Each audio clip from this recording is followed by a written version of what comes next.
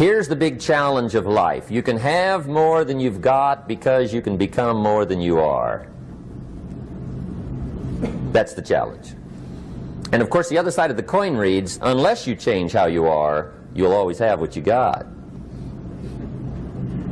I have found in my experience that income does not far exceed personal development. Now sometimes income takes a lucky jump, but sure enough, unless you grow out where it is, it'll usually come back where you are. Life has strange ways. If somebody hands you $1 million, best you become a millionaire quickly, so you get to keep the money. Otherwise, sure enough, it'll disappear. Somebody once said, if you took all the money in the world, divided it up equally among everybody, it would soon all be back in the same pockets. Incredible. Success is something you attract, not something you pursue. Success is looking for a good place to stay. So instead of going after it, you work on yourself. Personal development. See, the major question to ask on the job is not what are you getting? The major question to ask on the job is what are you becoming? See, the big question is not what am I getting paid here? The big question is what am I becoming here? Because true happiness is not contained in what you get. Happiness is contained in what you become. So that's our major subject for tonight, personal development. Of all the assignments Mr. Schoaf gave me at age 25, this was probably the most difficult. In fact, I'm still working on this one. I think it's an unending challenge to see what you can become. The next subject is called Basic Laws. And it's good to study the basics. And I call these basics primarily because they come from the Bible. Now, I'm not a theologian or a minister, and that'll be apparent. But Mr. Schoaf taught me that the Bible was a good textbook for ideas and stories and success equations, how to live the better life. I found out that was true. He also taught me that the Bible is as practical as it is spiritual, and I found out that's true. If you look at your bank account and your income and you're not happy, there are several places in the Bible to check to see what the heck's wrong so you can make the changes. And we're going to cover some of those tonight, called basics. Okay. The next subject is my favorite, setting goals. Mr. Schoaf taught me how to set goals. What a favor that was. One morning at breakfast, shortly after I met him, he said, Jim, let me see your current list of goals and let's go over them and talk about them. He said, maybe that's the best way I can help you get a better direction started. And I said, I don't have a list. He said, well, is it out in the car or home somewhere? I said, no, sir. I don't have a list anywhere. He said, well, young man, that's where we got to start. He said, I can tell you right now, if you don't have a list of your goals with you, he said, I can guess your bank balance within a few $100s. Which he did. And that got my attention. I said, you mean my bank balance would change if I had a list of goals? He said, drastically. That day I became a willing student how to set goals. And sure enough, learning how to set goals changed my life. And I often wondered why no one had ever taught me how to set goals up until age 25. I went to high school, but if they offered it, I missed it. I went to college for a year, never heard it. I worked for Sears. Really. And to my knowledge, Sears never taught it. Right? How to set goals. So here I am, age 25, married, my family's starting, I've been to college, I'm working, and I still don't know how to set goals. But fortunately, when I was 25, I met the man who taught me how, and it revolutionized my whole life. Economically, socially, personally, it's incredible. So I want to share with you tonight what Mr. Schoaf shared with me, how to set goals. It can be a life changer. Okay. The next subject is the negative part of the seminar. Life is part negative, so we got to talk about the negative. And this subject is called diseases of attitude. Diseases of attitude. There's a lot of things that can wreck your chances to do well. We live in a rather dangerous world, so you got to be not only wise, you got to be careful. Now, attitude diseases are just as bad as physical diseases, right? High blood pressure, heart trouble. I mean, a lot of things lace your chances to do well. So you've got to be careful. And attitude diseases are deadly. I mean, they'll destroy all the good things you start. Okay? So we'll go through those attitude diseases, how to spot them, how to look for them, what they are, and the cure. And I'm a pro on these because I've had them all, so I can give you excellent advice on these. Now, the last subject we're going to consider tonight is called the day that turns your life around. The day that turns your life around. And under this subject, we're going to talk about the emotions that can change your life. Human beings are emotional creatures, and emotions are powerful for life change. Now, of course, emotions are so powerful they can go either way on you. Emotions can either build or destroy. So you really have to employ emotions properly. We call civilization the intelligent management of human emotions. If you can intelligently apply your emotions in the right direction, no telling what can happen. Could turn your life around one day would be sufficient. So we'll talk about those. Okay. Now that's a lot to cover in one evening, but we'll keep at it here and see if we can't get it all done. I'd like to have you now jot down the theme of the seminar. Every seminar should have a theme, I guess. We've got one. It's on some of our literature if you happen to notice it, but if you didn't, for your notes, here it is. The theme of the seminar goes like this: the major key to your better future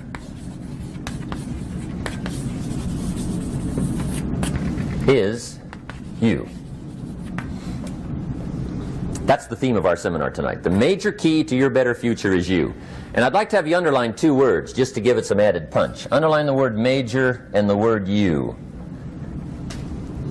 so that it reads, the major key to your better future is you. Now, my first suggestion is transfer this to a card or something where you can put it up, where you can see it every day. Preferably put it up where you can see it at the beginning of the day, before you go off to put the day together. This is a good phrase just to glance at, to keep in mind as you're putting the day together. It's called the silent seminar. If you'll just let this talk to you during the day, I found it to be tremendously helpful. The major key to your better future is you. For a big share of my life now, I didn't have this one quite figured out. Among a lot of things I didn't have quite figured out. Many things used to puzzle me back in those early days. I used to wonder why two people could work for the same company, one make twice as much money. Now see, that used to puzzle me. And maybe they were the same age, graduated from the same school, live in the same community, work for the same company, with the same products and the same services. They've got the same traffic, the same problems, and one makes $1,000 a month, the other one makes $2,000 a month. Now that was my puzzling question. Why would this long list be the same and the money twice as much? I asked, what's the difference between $1,000 a month and $2,000 a month? And I don't mean $1,000 a month, right? I could figure that out. But what makes the difference? Why would one person do twice as well, 3 times as well? Speaking economically. Now I know there's more than one way to do well. I understand that. But in this little narrow area called compensation, what's the difference? Well, back then, with my faulty thinking, I'm trying to reason it out. I thought, well, maybe time makes some of the difference, right? Some people do better because they have more time. I used to say, Harold ought to be able to do well. He's got a lot of time. If I had all of Harold's time, I could do well. Now, that's got to be dumb, right? Number one, you can't get somebody else's time. A guy says to me one time, he says, you know, if I had some extra time, I could make some extra money. I said, then forget it. There isn't any extra time. Hey, when the clock strikes 12 midnight, that about wraps it up, right? I mean, you can look around the gongs there for a little more, but it's over. You say to the guy, what are you doing? He says, I'm looking for extra time. See, they'll come and take you away, right? There isn't any more time. Now, if you can't get more time, which you can't, what could you get more of that would make a difference in economic results? And here's the key word. Make it a part of your notes. We're going to consider it tonight. The word is value.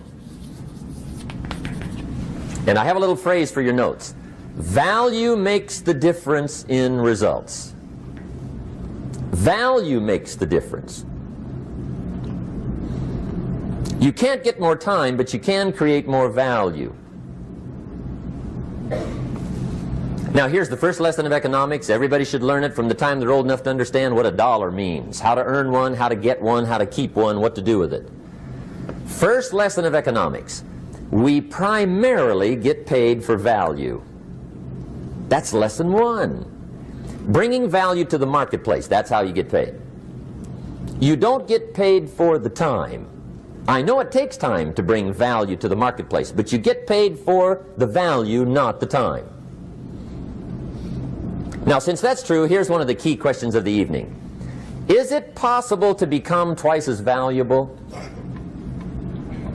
at the marketplace and make twice as much money in the same time? Could you become 3 times as valuable? Make 3 times as much money in the same time? Is that possible? The answer is yes, if. And it's always if, right? Life is known as the big if. Harry Truman once said, life is iffy. How true. And here's the big if we're going to consider it tonight. It's possible to do much better at the marketplace if you go to work primarily on yourself. And that's the theme of our seminar tonight. Learning to work primarily on yourself. People have asked me for the last 24 years, how do you develop an above-average income? And the answer is, become an above-average person. Develop an above-average handshake. Some people want to be successful, they don't even work on their handshake. As easy as that would be to start on. They let it slide, they don't understand. Develop an above-average smile. Develop an above-average excitement. Develop an above-average interest in other people. Develop an above-average intensity to win. See, that'll change everything. Probably one of the most frustrating experiences in life is looking for an above-average job with above-average pay without becoming an above-average person. It's called frustration.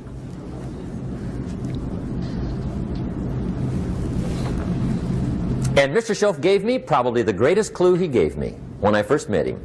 He said, Jim, if you want to be wealthy and happy the rest of your life, just learn this lesson well. He said, learn to work harder on yourself than you do on your job.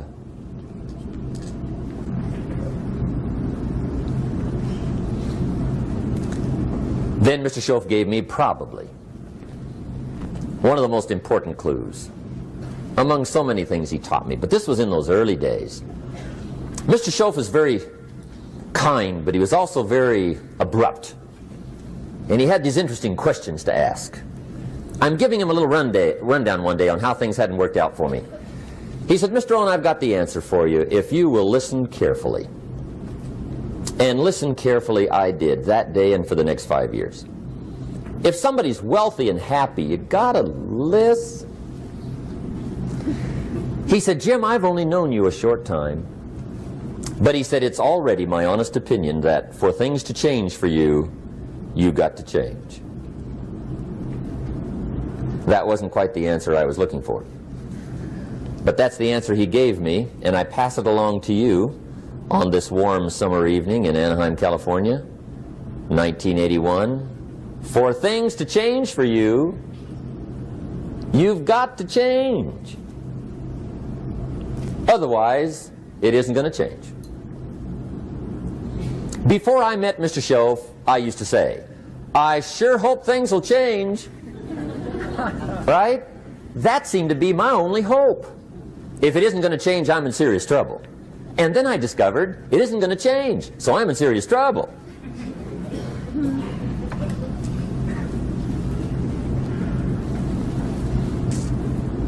See, I can tell you what the 80s are going to be like. You have dropped into the right place. I did a seminar one time for Standard Oil executives and management in Honolulu. And we're having a conference one day on this big conference table. And one of them said to me, Mr. Rhon, you know some fairly important people halfway around the world. What do you think the 80s are going to be like? I said, gentlemen, I do know the right people. I can tell you. So they all listened very carefully. And I said, gentlemen, based on my wide experience, I can really honestly say to you, in my opinion, in the 80s, it's going to be about like it's always been. Aren't you glad you came? That's inside. I don't pass that around just everywhere. Now, of course, I said that to make a point, but I also said it because it's accurate. It's going to be about like it's always been. It isn't going to change. The tide comes in, and then what? It goes out.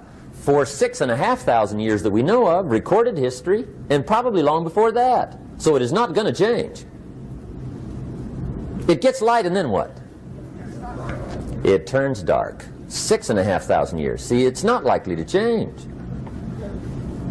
And we're not to be startled by that.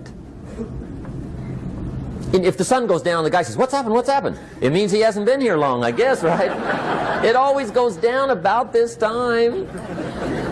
The guy says, well, I don't like that arrangement. Well, you got to talk to somebody besides me, right? It gets light, then it turns dark. In rotation, the next season after fall is what? Winter. Pray tell, how often does winter follow fall? Every year regularly for the last 6,500 that we know of. See, it is not going to change.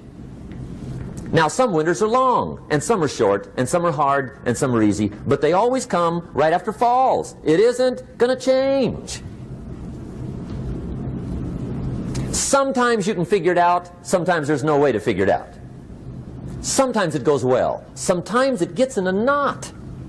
Sometimes it sails along, sometimes it gets in reverse. See, that's not going to change. The last 6,000 years reads like this: opportunity mixed with difficulty. That's how it reads. It isn't going to change. The man says, well, if it isn't going to change, how will my life ever change? Answer, when you change. And whether I'm talking to high school kids or business executives, my message is always the same. And it goes like this: the only way it gets better for you is when you get better.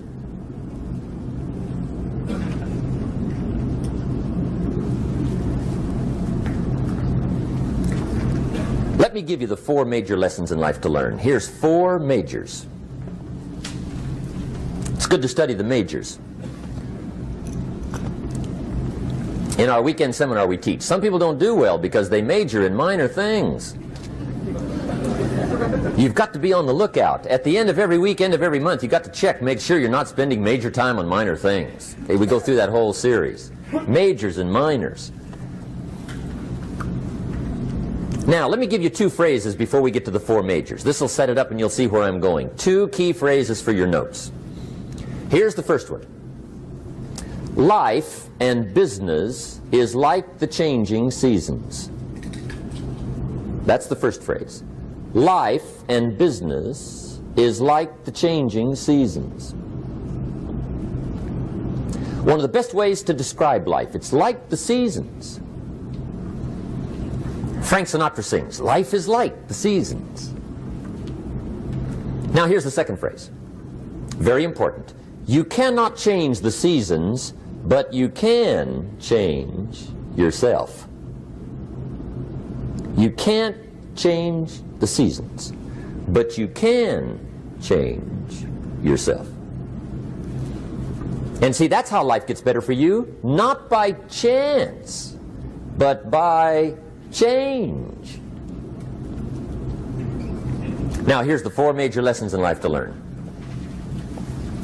I've got my first book finished. Came out a couple of weeks ago. This is in it. The 4 major lessons in life to learn. Here they are. Number 1, learn how to handle the winters. That's lesson 1. They come right after falls with regularity. Some are long and some are short and some are hard and some are easy, but they keep coming. You must learn to handle the nights. They come right after days. You must learn to handle difficulty. It comes right after opportunity. You must learn to handle recessions. They always follow progressions. For the last 6,000. See, it isn't going to change. The lesson you must learn is how to handle it. And there's all kinds of winters, right? The winter when you can't figure it out. The winter when it all goes smash. The winter when it turns belly up. The winter when it won't work, when you've run out of money and you've got a broken heart. See, those are winter times. There's all kinds. Economic winters, social winters, personal winters. When your heart is smashed in 1,000 pieces and the nights are unusually long, your prayers seem to go no higher than your head. It's wintertime. Barbra Streisand sings, "It used to be so natural to talk about forever, but used to be's don't count anymore. They just lay on the floor till we sweep them away. You don't sing me love songs, and you don't say you need me, and you don't bring me flowers anymore." A song of winter. But see, the disappointments come. Those are normal. That's part of life. But the question is, how do you handle it? How do you handle the coming winters and the disappointments and the down times? Well, you can't get rid of January by tearing it off the calendar. But here's what you can do. You can get stronger, you can get wiser, and you can get better. The winters won't change, but you can. And that's how life changes for you. See, before I understood, when it was winter, I used to wish it was summer. I didn't understand. When it was hard, I used to wish it was easy. I didn't know. And then Mr. Schoaf gave me a part of his very unique philosophy when he said, "Don't wish it was easier, wish you were better." See, that triggered my whole life change. Don't wish for less problems, wish for more skills. Don't wish for less challenge, wish for more wisdom. That's the key. So that's lesson 1, learn how to handle the winters. Here's lesson 2, learn how to take advantage of the spring. That's the second one. Spring is called opportunity.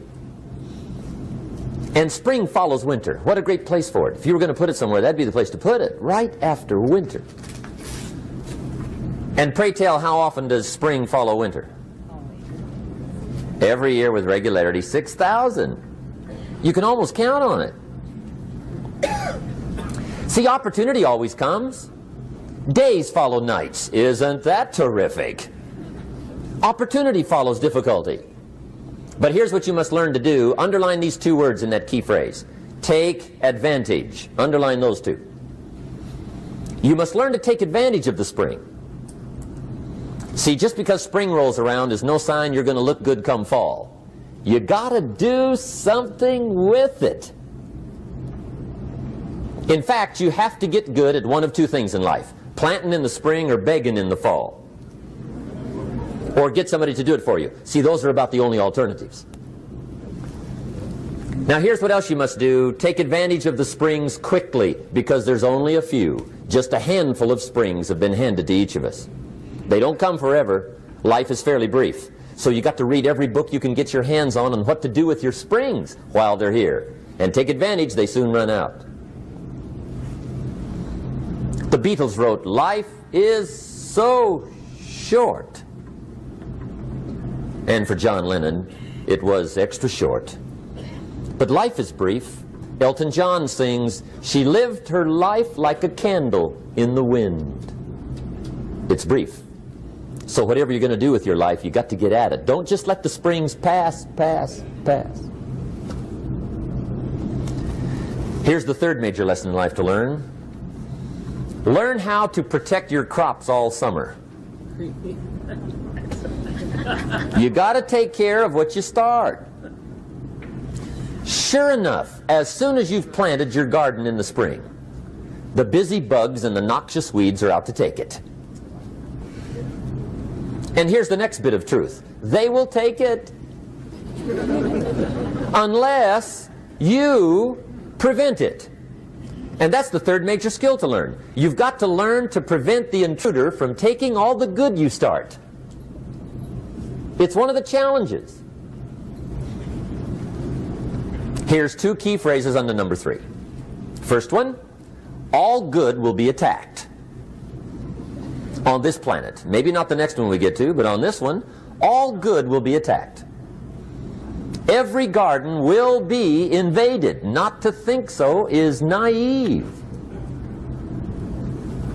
And here's the second phrase. All values must be defended. Political values, social values, community values, family values, marriage values, friendship values, business values. Every garden must be tended all summer. Third major lesson. Now here's number 4. Fourth major lesson in life to learn. Learn how to reap in the fall without complaint. Learn to reap come harvest time without complaint. Take full responsibility for what happens to you. It's one of the highest forms of human maturity, accepting full responsibility. It's the day you know you've passed from childhood to adulthood, the day you accept full responsibility. And another note, learn to reap in the fall without apology. Without apology if you do well, and without complaint if you don't. That's maturity. I used to have that long list of reasons why I wasn't doing well. To explain. You got to explain, right? Otherwise you're going to look bad. I used to have this funny list called Reasons for Not Looking Good.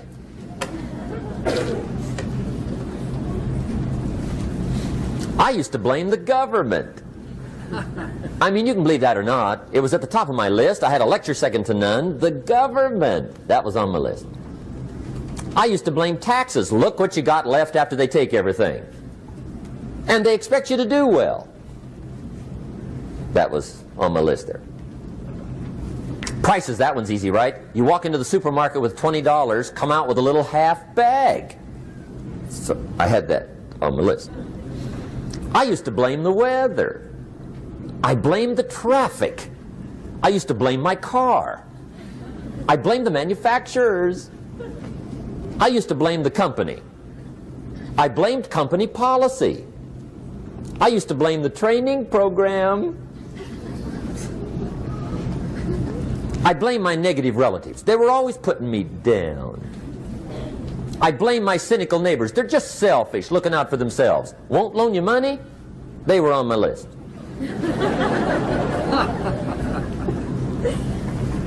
I used to blame the economy. I blamed the community.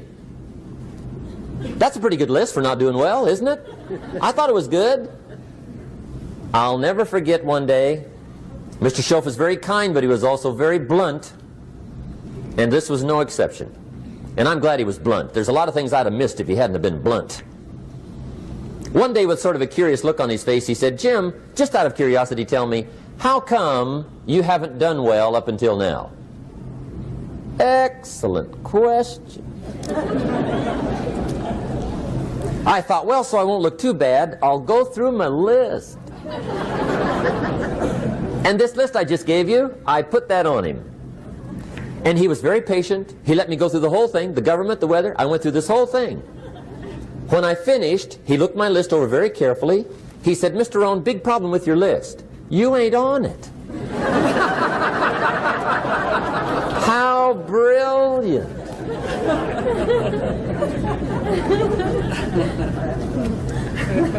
When I went to work for him a few months later, I learned very quickly to tear up my list, reasons for not doing well, and I threw it away. And I got me a fresh piece of paper. And I put one word on it. Me. There's a Black Heritage spiritual that says, "It's not my mother nor my father, nor my brother nor my sister, but it's me, O Lord, standing in the need of prayer." See, I used to blame everything outside. And then let me give you a little philosophy that helped turn my life around. For your notes, here it is. It's not what happens that determines the quality or the quantity of your life. It's not what happens. And the reason is because what happens happens to about everybody. No different. The sun went down on all of us last night. A common event, a happening. And I found out that the same things can happen to two different people. One gets rich and one stays poor. Why is that? It's because it's not what happens, but rather it's what you do that changes everything. So that's a key phrase. It's not what happens, it's what you do. What happens is about the same. You might put that in parentheses here. Same. What people do, that's what's different.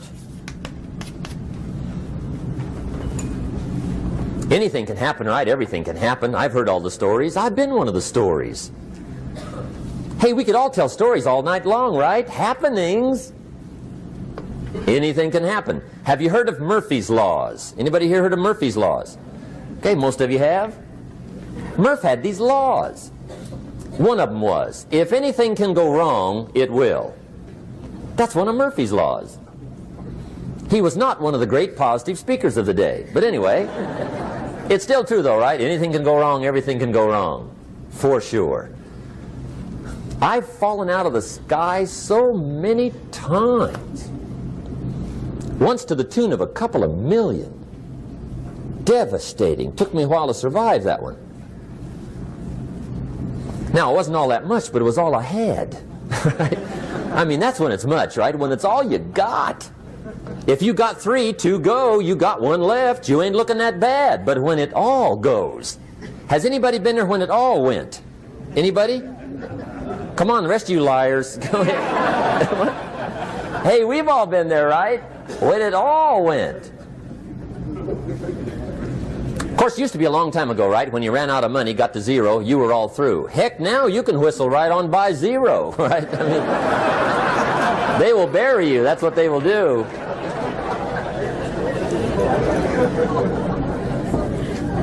But see, those are the happenings, right? Everything can happen. Anything can happen. But it's not the happenings. It's what you do about it.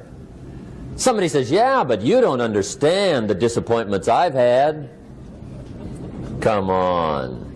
Everybody's had their share. Disappointments are not special gifts reserved for the poor. Everybody has them. The difference is what you do about them. It's not the weather. I used to blame the weather, and I discovered it rains on the rich. So see, that won't help. 2 men wake up one morning, there's a rainstorm on. One of them looks out his window, sees the rainstorm, and he says, wow, what a storm. With weather like this, they can't expect you to go out and make sales. He stays home. Same morning, the other guy looks out his window, sees the same storm, says, wow, what a storm. But he says, you know what, with weather like this, what a great day to go out and make sales. Most everybody will probably be home. Especially the salesman.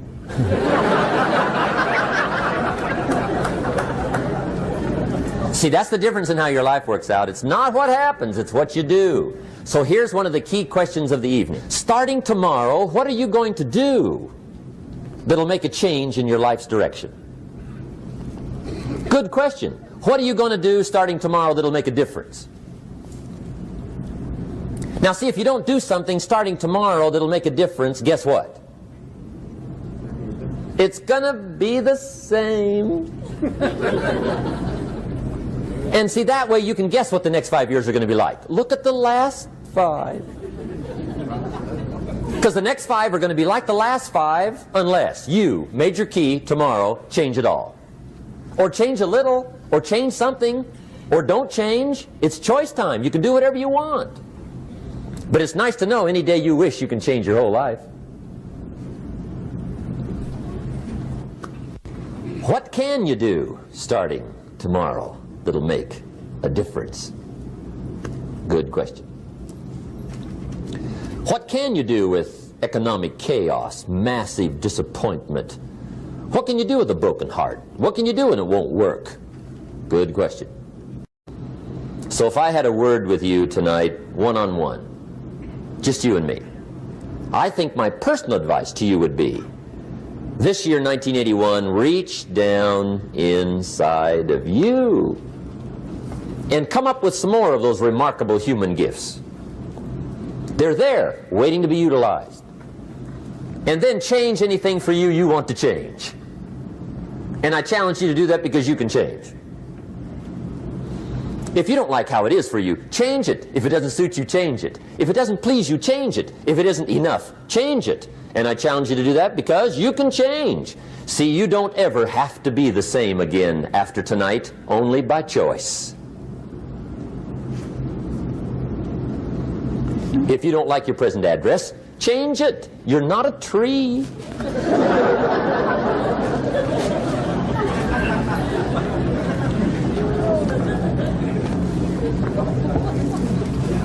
Now, let me give you 3 steps to personal development. Let's get down to the nitty-gritty. What does it take to really make the changes starting tomorrow? It takes more than philosophical pronouncement. I know that.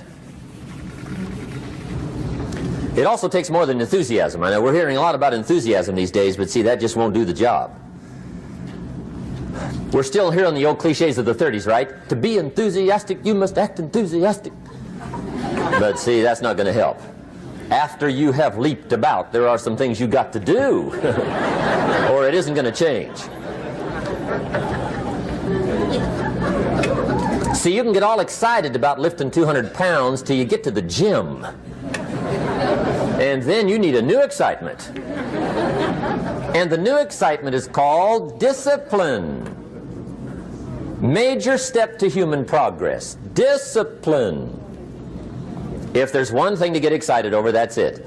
Get excited over your ability to make yourself do the necessary things. What could you make yourself do starting tomorrow that would change it all? No! Tell him. Now, see, that's exciting. On any given day, you can massively change the direction of your life.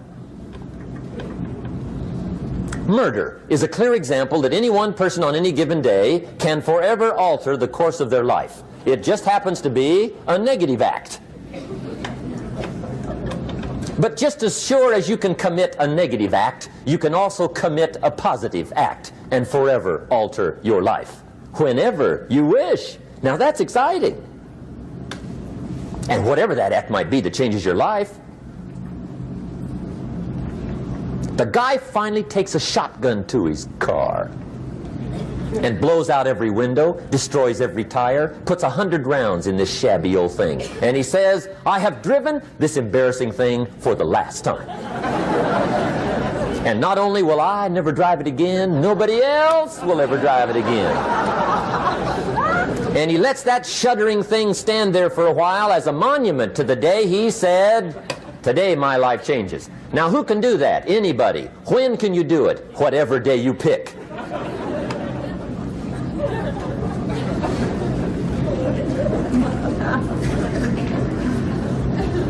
Now here's the key to discipline.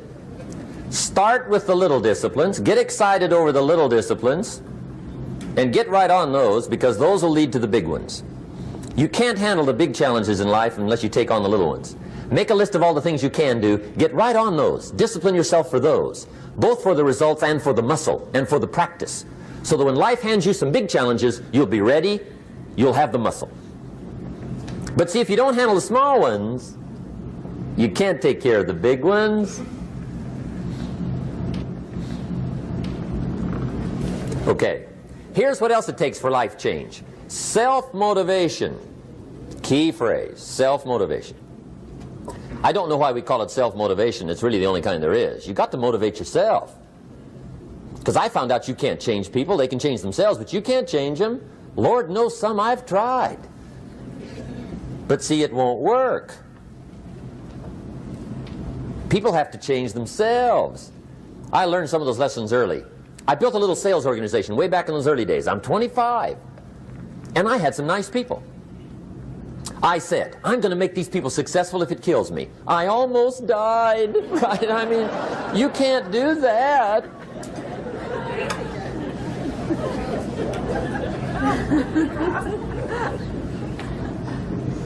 See, I've discovered this. Good people are not trained, they're found. You find good people. You don't make them good, you find them good. Training really is for the purpose of finding good people. You don't need much instruction for a good person. But too much training probably means you got the wrong people.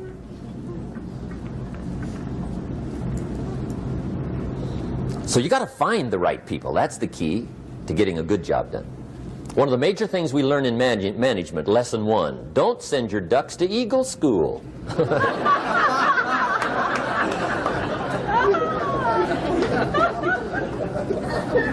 Because it won't help. I mean, I'm telling you, it won't help, no matter how good your school is. And the little eagle badge and little eagle hat, I'm telling you, it won't help. It won't help. You can tell whether your school's done any good, right, is when it's over, right? The duck goes for his first rabbit and makes him a friend. You say, no, no, no. Anyway, so it takes self-motivation to really alter your life. And you don't want to give self-motivation away to somebody else and make it somebody else motivating you. The guy says, boy, if somebody just come by and turn me on. What if they don't show up? Right? See, you got to have a better plan for your life. Okay. Now, if you're excited and you're ready to change, let me give you 3 steps to start life change that can change your life, your personality, your lifestyle, everything can change. Here's the steps. Number 1, find out how things work. The first key to doing better is find out. To change your life, really, you need ideas. There isn't anything an idea can't change. And Schoaf taught me the major problem is lack of an idea, not a problem. At first I didn't have any money. I said to Mr. Schoaf, I don't have any money. He said, that's not a problem. Now see, up until then I always thought it was. Right? I was confused. He said, no, no, the problem is lack of an idea on how to create money and wealth. It isn't lack of money, it's lack of ideas. So if you get the ideas, see, you can change anything. Now to get ideas, you need a constant study of finding out. Now Schoaf also said, when you find out something that works, put the information in your journal. Don't use your head for a filing cabinet. Put it in your journal so that you can do the next best thing. Repetition, repetition, repetition. Go over it. And if you repeat it, go over it, sure enough, someday, some mysterious day, the idea takes root, starts to grow, and shows up in your bank account, and your dress, and your personality, and your lifestyle. But capture the ideas in your journal. Find out how things work. Schoaf gave me this word for my life change. He said, study. Great word. If you wish to be successful, study success. If you wish to be happy, study happiness. If you wish to be wealthy, study wealth. Don't leave it to chance. Make it a study. Some people just go through the day with their fingers crossed. See, that won't do it. You've got to study the things that can change your economic, social, spiritual, personal life.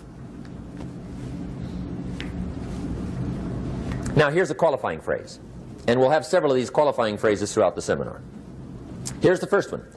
You may not be able to do all you find out. I understand that.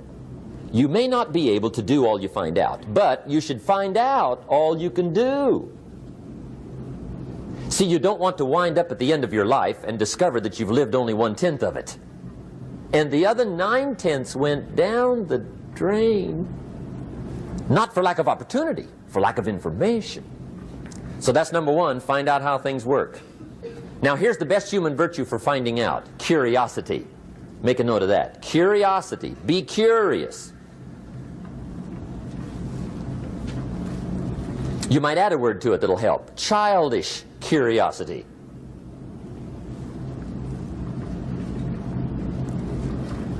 What will kids do if they want to know something bad enough? Bug you. That's the phrase. They can ask 1,000 questions. You think they're through? They got another 1,000. They'll drive you to the brink. It's a virtue. when you got to know. Be like a child. In fact, Jesus, the master teacher, said, unless you can become like little children, you might as well forget it. You don't have a prayer. Excellent advice. You got to be like children. 4 ways, in my opinion, to be like a child. Number 1 is curiosity, and number 2 is excitement. Get excited like a child over your ability to make yourself do anything for change.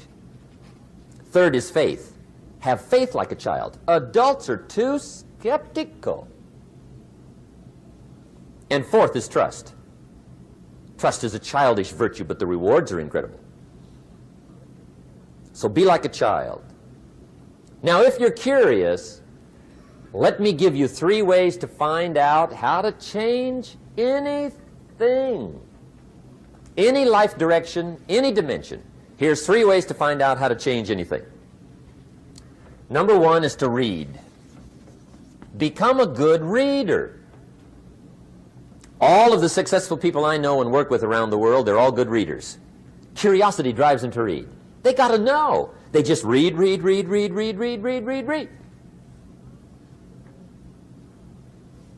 Become a good reader.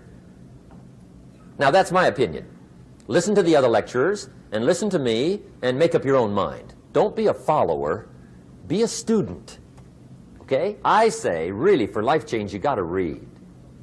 One way to learn is from your own experiences, but another way to learn is from other people's experiences. See, one book might save you 5 years if you read it. Did you know there's books on how to be stronger, more decisive, be a speaker, be a leader, have a better effect on other people, develop your personality? Did you know there's books on that? And people don't read them? How would you explain that? And they can read? Did you know that hundreds of successful people have written their stories in books and they wrote down how they did it and people don't read it? How would you explain that? The guy's busy, I guess. You know, you get tied up. The guy says, well, yeah, you work where I work. By the time you struggle home, it's late. You got to eat a bite of supper, watch a little TV, get to bed. You can't sit up half the night reading. And the guy's behind on his car payment. Good worker, hard worker, sincere. But you got to be better than sincere and work hard. Otherwise, at the end of your life, you'll wind up cold, stony broke. You got to be better than a good worker. You got to be a good reader. The whole world is governed by laws. The universe, in fact. Laws. We call it the law of electricity. We call it the law of gravity. There's mathematical laws. There's physical laws. Speed and velocity laws. Agricultural laws. There's all kinds of laws. Now that we find ourselves on the spinning planet, you just have to learn what I call the setup. Learn the setup. Life's setup. Now, we didn't set it up, but we're here, so you got to learn it. And we should learn the setup for 2 basic reasons. Number 1, to keep from getting hurt. It's one of the major reasons for learning, so you won't get hurt. See, economically, socially, personally, you can get hurt just not knowing. Ignorance is not bliss. Ignorance is poverty. Ignorance is tragedy. You got to know or you're going to get hurt. It's good to know not to walk out the 10-story window. That's excellent information. Now, what if a guy didn't know and he walks out? Now he's dead at the bottom. Somebody says, well, the poor guy didn't know. You got to know or you're going to get hurt. Okay. Now, here's a parenthesis. You don't have to like the setup. I don't ask you to like how it is. That's not what's important. But it is important to learn how it is. Okay? So you don't have to like it, but you should learn it. That's what I tell the kids, right? Make sure you get the information. What you think about it, that's up to you. What you're going to do with it, that'll soon be up to you. But make sure you get it. See, there's nothing worse than being stupid. Nothing. I mean, being broke is bad, but being stupid is awful. And what's really bad is being broke and stupid, right? That's about the end of the world. I mean, there isn't anything much worse than that. Unless you're sick. Sick, broken, stupid. I mean, that is it, right? There's nowhere else to go. So make sure you get the information. It's key. You don't have to like it, but learn it. If this big monstrous thing lifts up in the sky, hangs there for a little while, cuts loose, comes crashing down, boom, shakes the ground for 5 miles. And then this big monstrous thing lifts back up in the sky, hangs there for a little while, cuts loose again, comes crashing down, boom, shakes the ground for 5 miles. It just keeps doing it, this big monstrous thing, lifting up and then crashing down, boom. Now, you might come along one day and say, that's got to be a stupid arrangement, which is okay. You're entitled to your opinion. But the first thing you should learn to do is get out from under it, right? That's number one. You might have a great moral argument. You might want to shake your finger at the sky, but do it from over there, right? So you don't get smashed. It's called your basic smart. So number one, learn so you won't get hurt. Whether you like it or not, learn. Now here's the second reason for learning, the setup, to benefit. It's called the plus of life. And that's what life is, right? Both minus and plus. The minus is tragedy, heartache, misery, failure, unhappiness. But life is also happiness, prosperity, good feelings. So here's the key. Learn to get on the good side of the way things work.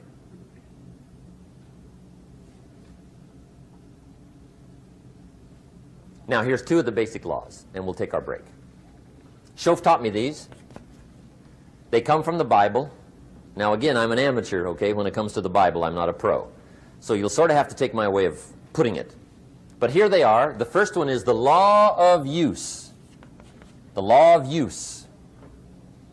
And it goes something like this. Whatever you don't use, you lose. Lack of use causes loss.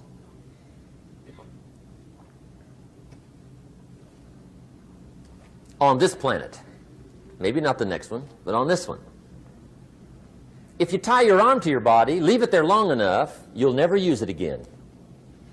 It's over for the arm. Now, it may not be over, but it's over for the arm. The only way to keep the use of this arm is what? Keep using it. If you quit, you lose automatically. They don't bring it up for a vote. You lose automatically when you quit. Now, the same thing that goes for your arm goes for your brain, mentality. The same thing goes for all the human virtues. Ambition, unused, declines. Strong feelings, unused, diminish. It doesn't grow, it diminishes. Faith, unused, decreases. It's a law. Vitality unused diminishes. Energy unused decreases. The guy says, well, I'm going to save up my energy. You can't do that. That's like trying to save today, put it on the end of the year. See, you can't do that. They'll come take you away. If you don't use today, what? It's lost. The guy says, well, I'll work twice as hard tomorrow to make up for it. See, that's foolish. You could have done that anyway. Today unused is lost. A talent unused is lost. An ability unused is lost. So here's one of the key expressions of the evening. Take a new inventory of yourself. Starting tomorrow, new project. Take a new inventory. And make sure that all of your talent and ability and mentality and ingenuity and vitality and strong feelings, faith, courage, make sure that all you've got's being used. Otherwise, you lose. Now, one of the best illustrations of the law of use is a Bible story called the Parable of the Talents. The Talents story. Interesting story if you haven't read it in a while. Just review it. It's a good story. An ancient story. It says there was a master with 3 servants. He got them together one day and he said to the 3, I've got these talents. And in those ancient days, a talent was a measure of gold. And he said to the 3 servants, take these talents and see what you can do with them while I'm gone. He said, I'm taking a journey and I'll be gone for a while. When I come back, we'll get together, go over the book, see how you did. He said, here's 5 of these talents for you. 5. Here's 2 of them for you. 2. And here's 1 for you. 1. The master said, take those talents, see what you can do with them. When I come back, we'll get together, we'll go over it all. The servant said, okay, master takes off. According to the ancient story, the master comes back from his trip. When he gets back, he gets the 3 servants together, and as he said he would, he asks, how did it go with those talents?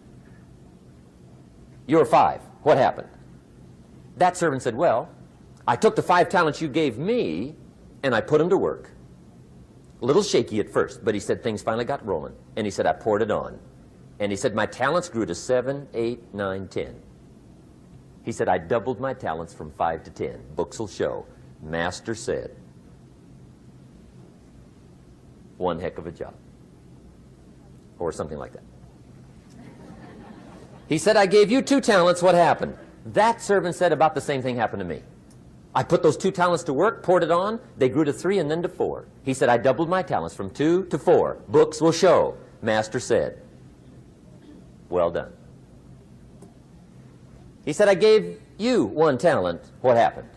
That servant said, well, I took the talent you gave me, and I carefully wrapped it, and I dug a hole and buried it. And camouflaged it, I suppose, right, so nobody would steal it. And he said, fortunately, nobody got it. And he said, I knew you were going to be here today, so I dug it up. Here it is, safely wrapped. I did not lose it while you were gone. According to the ancient story, the master said, take that talent away from him and give it to the man that's got 10. Now you might say, well, I don't like that arrangement. The poor guy's only got 1 talent. He's already got 10. It ought to be more even. Remember, I didn't ask you to like it. But this one I would ask you to learn, because it simply means whatever you do not employ, you forfeit. It's a law. So learn well the law of use. Now here's the second one, and we're going to take our break. Second law from the Bible. This one we've heard since we were small, I'm sure. It's called the law of sowing and reaping. In fact, we've probably heard it so often we could quote it. It says, whatever you sow, what? You shall reap. Fairly blunt, hopefully clear. Here's my first suggestion on the law of sowing and reaping. Don't try to beat it. You might as well try sitting on the sun in the morning. Keep it from coming up. You'll have better luck. Whatever you sow, you reap. Now, for a fair share of my life, I'm a bit mixed up on how all this applies. Among a lot of things I was mixed up on. I knew I wasn't reaping too good. That I understood. My problem was I was confused about what was causing it. Remember me with the funny list? I thought those are the reasons why it isn't working out well. And then Mr. Schoaf gave me the clue that helped me figure it all out. He said, Mr. Rhon, I have another answer for you. There's another way to quote this law that'll show you where the problem is so you can go to work on it right away. All you need to know is where the problem is. Then you can go to work on it. So he quoted me the law another way, and I found out what my problem was. Here's the way you quote the law. Whatever you reap is what you've sown. Now I knew what my problem was. Whatever you reap is what you've sown. If you don't like the crop, who do you look up? Answer, whoever planted it. And where do you find who planted your crop? Answer, in the mirror. What I finally learned to do come fall was to go to the mirror. That's where you go. And if necessary, you say, a few skinny carrots? I got to be unimpressed. Where were you last spring? Asleep. Didn't you read the books? Did you break your hoe? Let me give you 7 key points to the law of sowing and reaping. Let's tick right down through the list of 7, and it'll be break time. 7 points to sowing and reaping. Here's part of the philosophy that really helped me to make some changes in life direction. Number 1, the law of sowing and reaping is negative. That's number 1, which simply means if you sow bad, you reap bad. Now, this is kind of 3rd grade, but it doesn't hurt to go over the basics. If you plant thistle seeds, you don't get pumpkins. Honest, no use looking for pumpkins. John says, how come no pumpkins? Come on, John. The law's negative. That's how come. Now, here's number 2. The law's positive, which simply means if you sow good, you reap good. If you plant pumpkin seeds, you don't get thistles. Not from pumpkin seeds. Mother Nature won't pull tricks on you over in the corner snickering, pushing you thistles and you planting pumpkin seeds. She won't do that. You will get pumpkins from pumpkin seeds, and the reason is because the law is positive. Now, here's number 3. I got excited when I found out the full dimension of this. See, you do not reap what you sow, but rather you always reap much more than what you sow. So the 3rd key word is more. You don't get back what you put out. You get back much more than what you put out. And it works both positive and negative. On the negative side, it said, if you sow to the wind, you reap the whirlwind. So you've got to get ready for that, or you will be naive. See, anybody can, whether you will or not. See, that's the question. And here's a good question to ask. We are all buying somebody's plan. The question is, whose? Who's got you talked into doing what you're doing? Who's got you talked into your present plan? See, 10 years from now, you will surely arrive. The question is, where? But see, anybody, if you want to, can go searching for a good plan, pick it, and start working it. And sure enough, as the time passes, as it surely will 5 years from now, 10 years from now, then you'll be winding up wearing what you want to wear, driving what you want to drive, living where you want to live, become what you want to become. But now's the time to fix the next 10 years. And who can? Anybody. Here's number 6. The 6th key to sowing and reaping. This is leveling with you now, as we promised to do. There's one thing better than the truth, and that's the whole truth.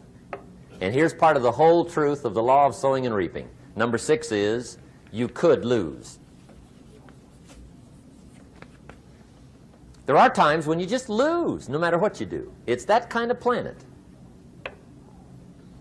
You reap what you sow. Yes, but... what does that mean? Yes, but... well, the farmer plants his crop in the spring, takes care of it all summer, loves his family, works 10, 12 hours a day, 6, 7 days a week, is an honorable man. Come fall, he's got a beautiful crop, and he deserves every bit of it. But the day before he sends the combines into the field, a hailstorm comes along and beats it all in the ground, which means you lose. Somebody says, well, what did he do wrong? Answer, nothing. It's just that kind of planet. Sometimes it's going to hail on your crop and rain on your parade, so you got to get ready for that or you will be naive. That's just part of the life arrangement. And don't press me why. I was not in on some of the original decisions here, so I don't know how it got set up. But there's just times, sometimes you lose. That's part of life. But now here's number 7. The 7th key to sowing and reaping. And it goes like this. It's just another way to quote the same law. And it goes like this. If you don't sow, that's just another way to quote the law. If you don't sow, what? You don't reap. You don't even have a chance. So if you looked at your game plan tomorrow, you might come to the quick conclusion, I got to get some sowing going. How true. Get you some sowing going. And remember, you've got plenty of time. You've got all the time there is. Some people spend enough TV time to make a fortune. The latest article on television watching in this country, according to the latest article, the average television is on in this country in every household 7 hours a day, called the Big 7. I asked a guy one time what his TV cost. He said about $450. I said, you forgot to look at the price tag. He said, what do you mean? I knew he was a TV watcher. I said, that television costs you, in my opinion, at least $12,000 a year. To watch it, not to own it. Owning it's cheap. Watching it is what's expensive. And I said, hey, $12,000 a year is too much to pay to watch TV. That's too much. Pay a little, but not $12,000. And he's the guy that said, I hope pay TV never comes.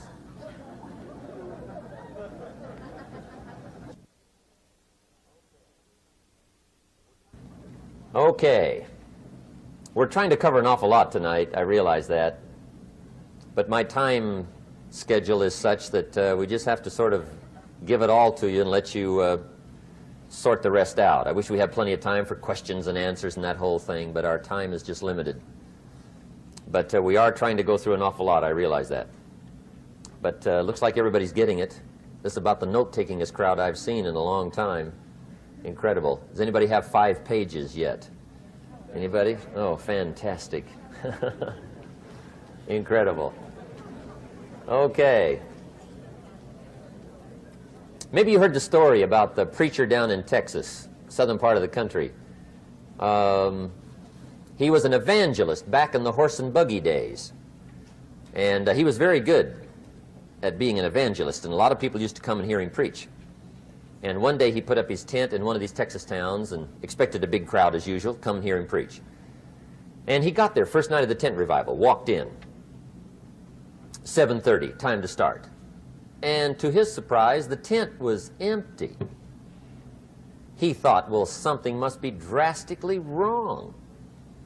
So he waited till 7:45, nobody showed up. 8 o'clock, zip. Finally, 8:15, one lone cowboy wandered up on his horse, tied his horse up outside, came in, sat down on the front bench, right, waiting for something to happen. The preacher thought, well, at least I better go down and talk to the cowboy. So he walks down, talks to the cowboy, and he says, Cowboy, I'm the preacher. And he said, I don't know what to tell you. Something's gone wrong. He said, this tent was supposed to be full of people. He said, I'm embarrassed. He said, you're the only one that showed up. And he said, I really don't know what to do. And the cowboy said, well, I'm not a preacher, so I really can't tell you what to do. You know, he said, I'm just a cowboy. But he said, I know this, if I went out to feed my cattle and only one showed up, I'd at least feed it. The preacher thought, hey, the cowboy is right. If you've got a good idea to share, you should share it, if there's 1 or 1,000. So he got kind of inspired by this conversation, and he jumped up on the platform and started to preach, as if the tent was full of people. It just exploded. And he went for an hour and 15 minutes, just kept rolling. Finally, he quit. And when he finished, he came down off the platform and talked to the cowboy again. Says, well, cowboy, what did you think of my sermon? And the cowboy said, well, I'm not a preacher, so I really can't tell. You know, he said, I'm just a cowboy. But he said, I know this. If I went out to feed my cattle and only one showed up, I'd feed it, but I wouldn't dump the whole load on it.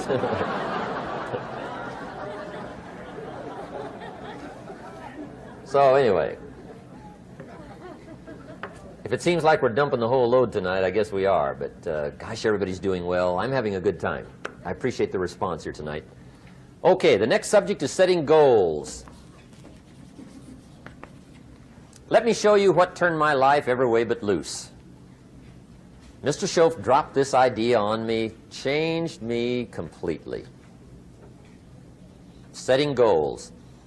Here's what can easily happen if you don't set goals. It's easy to let life deteriorate into making a living instead of designing a life. And we all have a choice. Make a living or design a life. It's easy to get trapped by economic necessity and settle for existence rather than substance. That's easy. But the best advice I can give you on how to break out of that trap is to learn how to set goals. Mr. Shoaf put it to me this way. He said, Jim, if you had enough reasons, you could do the most incredible things. I never forgot how he put that. If you have enough reasons. See, reasons will change your whole life. Mr. Shoaf said to me, he said, Mr. Rhon, I think you've got plenty of intelligence, you've got plenty of talent, you've got plenty of ability. Probably what you lack is plenty of reasons. He said, I don't think your current bank balance is a true indication of your level of intelligence. I was happy to hear that. He said, I think you're much smarter than your present bank balance indicates. And that turned out to be true. I was much smarter. But of course my first question was, well then why isn't it bigger? And he said, you don't have enough reasons. You've got enough intelligence, but not enough reasons. So see, reasons can change your life. Here's what else I found out. Reasons come first, answers come second. You don't get the answers to do well till you get the reasons. Life has a mysterious way of hanging on to all the answers and only gives them up to the people that are inspired by reasons. So reasons make the difference in how your life works out. Now, what are some of the reasons for doing well? Let's go through a quick list called Reasons for Doing Well. First is personal reasons. Some people do well for recognition. Some people do well for respect. Some people do well for the way it makes them feel. They love the feeling of being a winner. Those are good reasons. I have some millionaire friends that keep working 10, 12 hours a day, making more millions. And it's not because they need the money. It's because they need the joy and the satisfaction and the pleasure that comes from being a constant winner. And see, it's not just the money anyway. It's the journey, not the money. Once in a while somebody says to me, boy, if I had $1 million, I'd never work another day in my life. That's probably why the good Lord sees to it they don't get their million, right? They'd quit. They'd quit. Okay. Next is family reasons. Some people do extremely well for other people, and that's powerful. Human beings can greatly affect each other.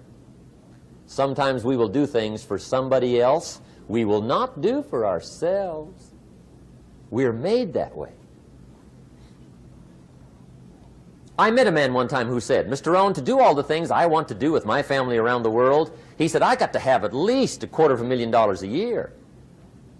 I thought, incredible. Could a guy's family affect him that much?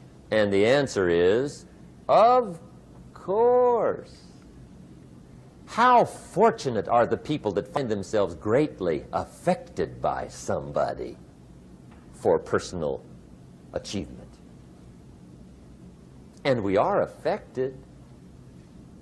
The writer of a recent song said, "If not for you, the winter would hold no spring, couldn't hear a robin sing.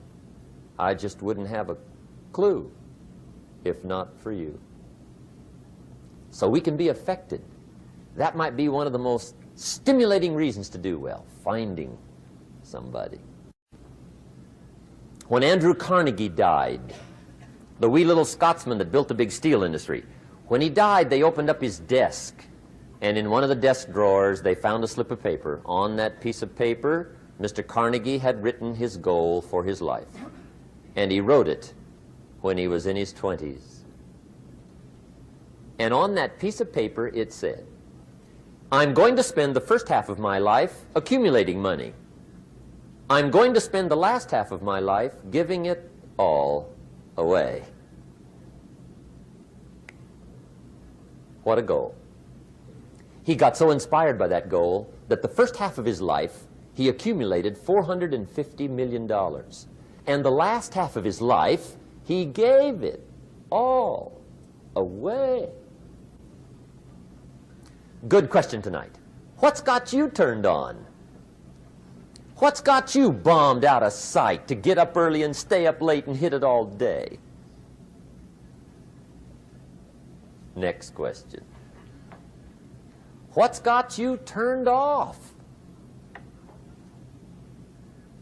When I found the answers to those two questions, my life exploded into change. I finally found out what had me turned off, and I got that cured. And then I got me a long enough list of reasons to turn me on. And once the lights went on for me, age 25, they've never gone out.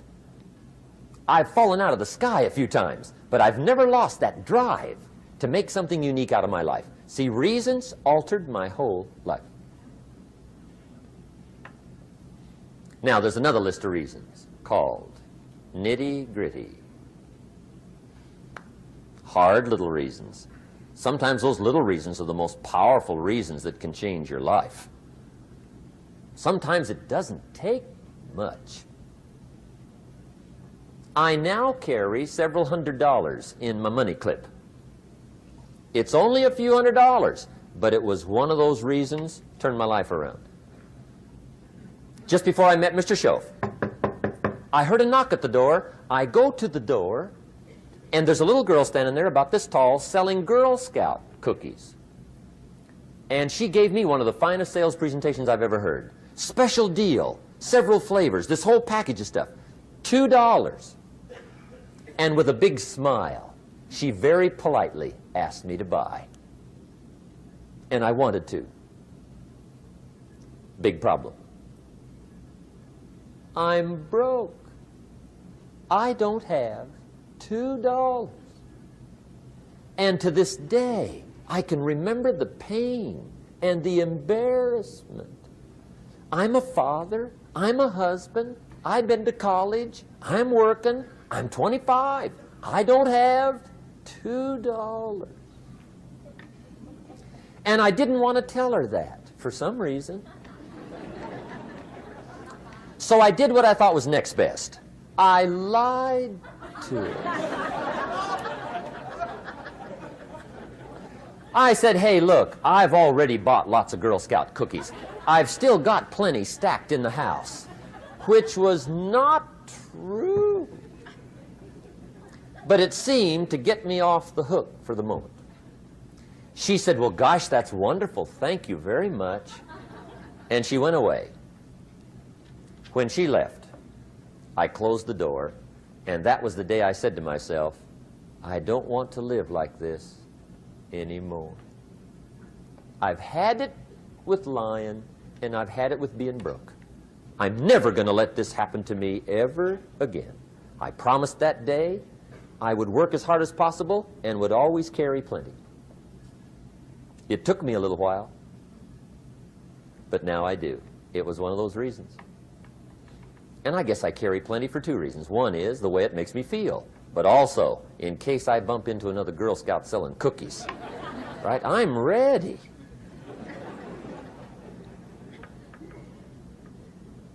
I walked out of the Bank of America one time up in Saratoga, California, where I used to live. Two little girls selling candy right outside the bank. Good place. Some girls' organization they're working for, right? I come walking out of the bank. This first little girl walks up to me. She said, "Mister, would you like to buy some candy?" I said, "I probably would." "What kind is it?" She said, "It's almond roca." I said, "My gosh, that's my favorite." She said, "Wonderful." I said, "How much is it?" She said, "It's just $2. I thought, incredible. I said, "How many boxes of that candy have you got?" She said, 5. And her little friend was standing there. She was selling candy too. I said, "How many boxes have you got?" She said, "I've got 4. I said, "That's 9. I'll take them all." They said, "Really?" I said, "Yeah, it's my favorite. I've got some friends. I'll pass them around." They got so excited, put all this candy together. I reached in my pocket, gave them the $18. When I've got the candy and they've got the money, that first little girl looks up at me. She says, "Mister, you are really something." How about that? Can you imagine only spending $18 and have somebody look at you in the face and say, "You are really something"? Now you know why I carry heavy, right? I'm not going to miss anymore. It was just one of those reasons. Helped to change my life. One of my nitty-gritty reasons was budget finance. Budget finance used to grind my soul. Way back in those early days, I had fallen for one of those consolidation loans, where you take all your little hard-to-pay bills, put them into one big impossible-to-pay bill, right?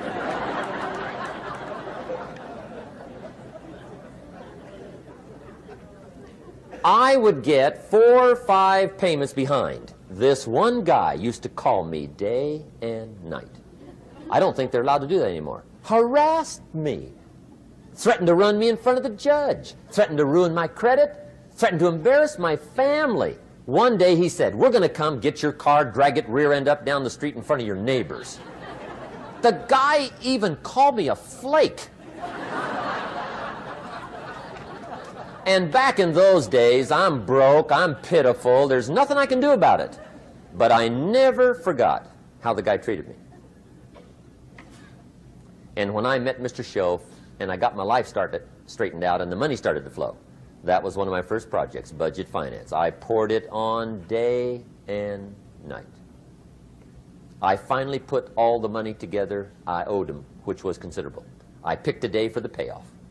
And when the payoff day came, I put the money in small bills in a big briefcase.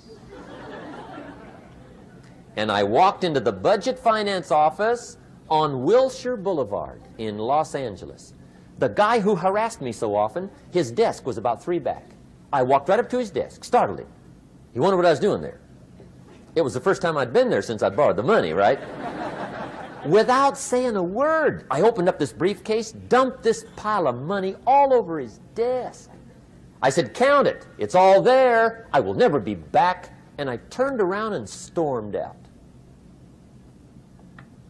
Now, that might not be noble, but if you haven't tried it, you've got to one time.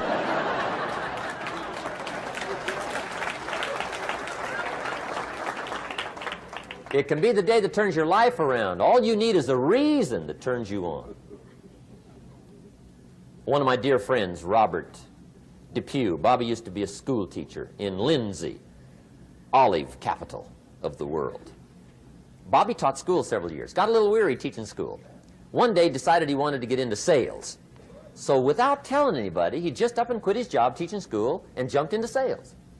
When he did, his brother made fun of him, laughed at him, put him down. said Robert's lost his mind.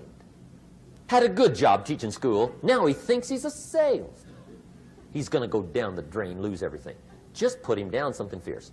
Bobby said, the way my brother acted when I got into sales, he said that made me so mad, I decided to get rich.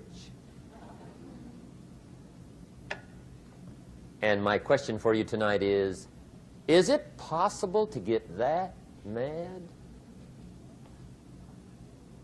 Of course.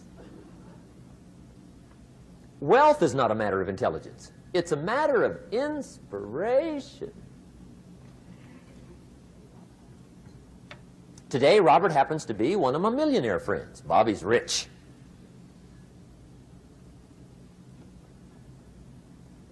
Frank Sinatra said one time, the best revenge is massive success.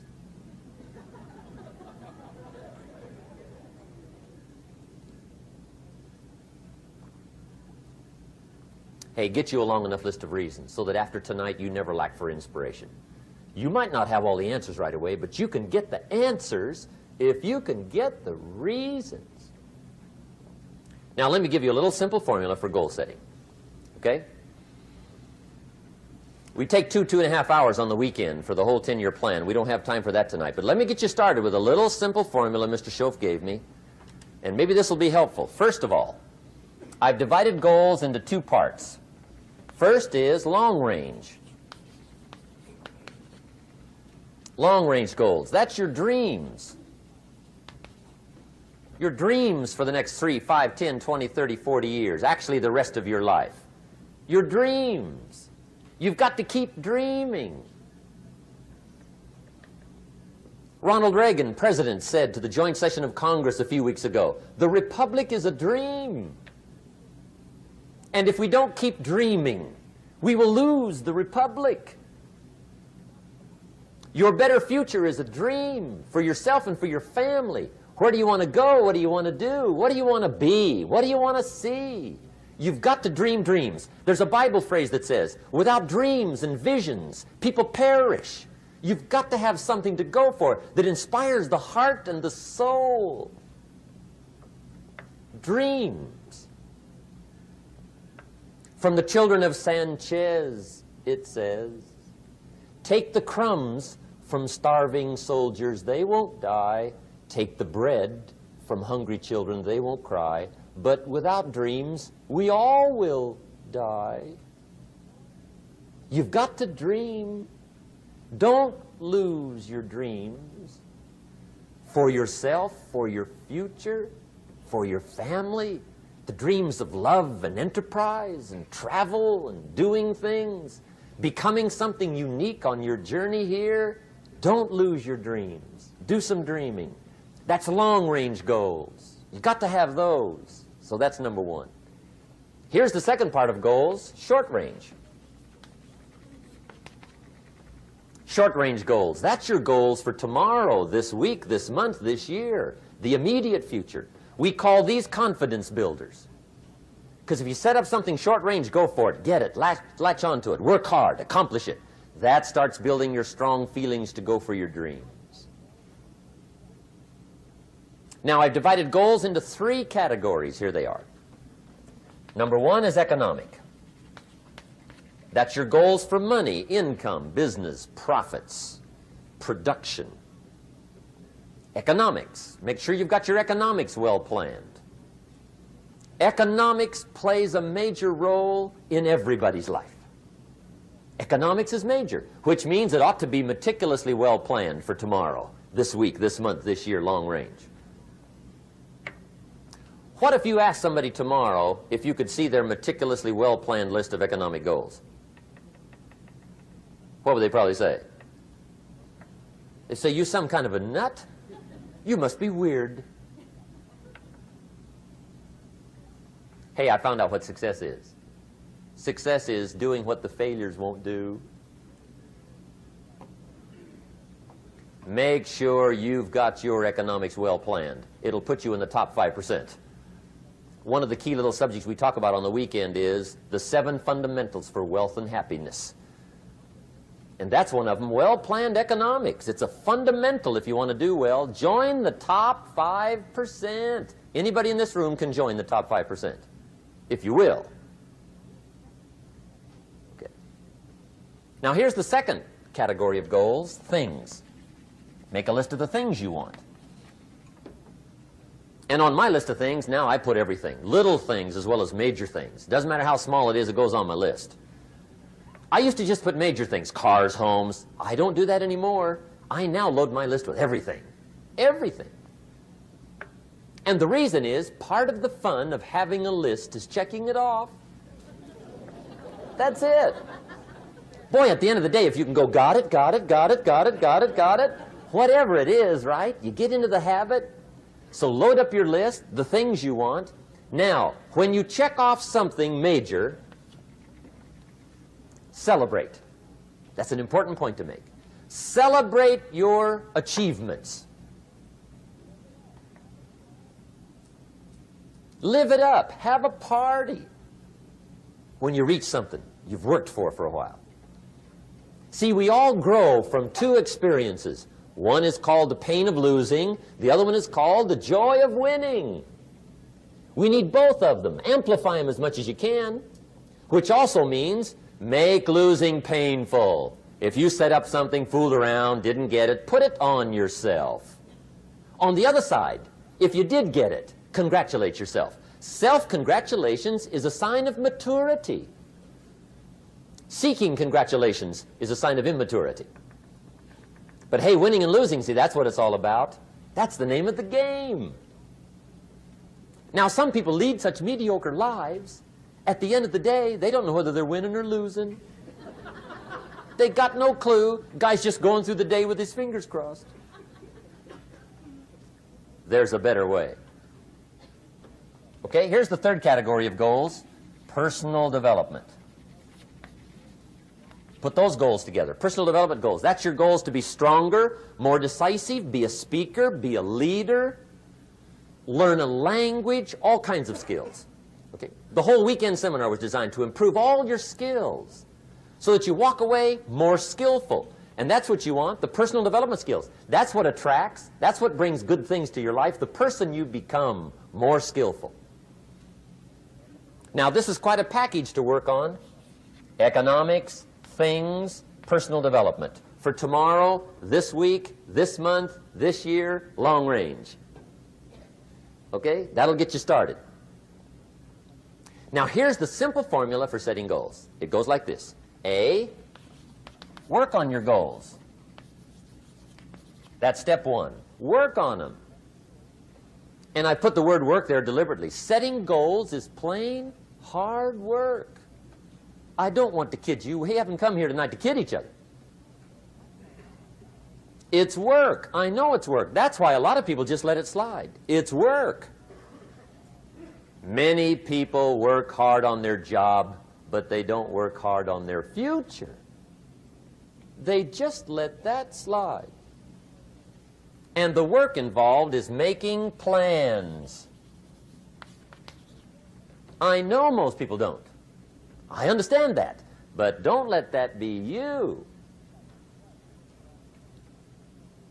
Guy says, well, yeah, you work where I work, but the time you struggle home, it's late. You got to eat a bite of supper, watch a little TV, get to bed. You can't sit up half the night. Plan, plan, plan. And the guy's behind. Good worker, hard worker, sincere. But you got to be better than sincere, working hard. You got to be better than a good worker. You got to be a good planner. Somebody once wisely said, the people who fail to plan are planning to fail. Well said. So work on your goals. Here's step 2. Write your goals down. That's so important. I teach my staff around the world, put your goals in your journal. Because one of the major people you want to study is yourself. Say, here's the list of goals I put together 3 weeks ago. Here's the list of goals I put together 2 years ago. Here's some of the changes I made, rearrangement of my priorities. I scratched these off. I put these on. I've gotten these. Study your accomplishments. Study what your desires are. Put them on paper. Write them down. Here's another reason for writing your goals down. It shows you're serious about doing better. And to do better, you got to get serious. You don't have to be grim, but you must be serious. Everybody hopes things will get better. Everybody hopes. Poor people hope. That ought to tell you something. It means the future does not get better by hope. It gets better by plan. I used to have the affliction called passive hope. It's an affliction. It's bad. Probably what's even worse than that is happy hope. Now that is really bad. That's bad. Happy hope. The guy's 50 and he's broke and he's still smiling. See, that's not good. So get serious about your goals. Put them on paper. Write them down. There's all kinds. His goals, her goals, their goals. Business goals, financial independence goals, family goals. I mean, there's so many things to work on this that if you don't get busy and work on it, sure enough, the time will pass. And sure enough, 5 years from now, you'll wind up where you don't want to be, wearing what you don't want to wear, driving what you don't want to drive, being what you don't want to be. Now's the time to fix it. Now, here's the third step to your goals. Check the size of your goals and the kinds of goals. How big they are, what kind they are, affects you. And here's one of the important phrases of the evening. Your goals are affecting you, whatever they are. Your goals affect your handshake. Your goals affect your attitude, personality. Your goals affect the way you walk, the way you talk, the way you dress. All day long, we're being affected by our goals. Now, some people have goals, but they have such lousy goals. The effect is bad. I asked a guy one time, what are your goals for this month? The guy said, look, if I could just scrape up enough money to pay these lousy bills. That was his goal. I'm not saying it isn't a goal. It's a goal, but it's such a lousy goal, the effect is bad. You don't jump out of bed on Monday morning and say, oh boy, another chance to go out and scrape up the money to pay my lousy bills. See, you don't do that. Usually you say, oh, not another Monday.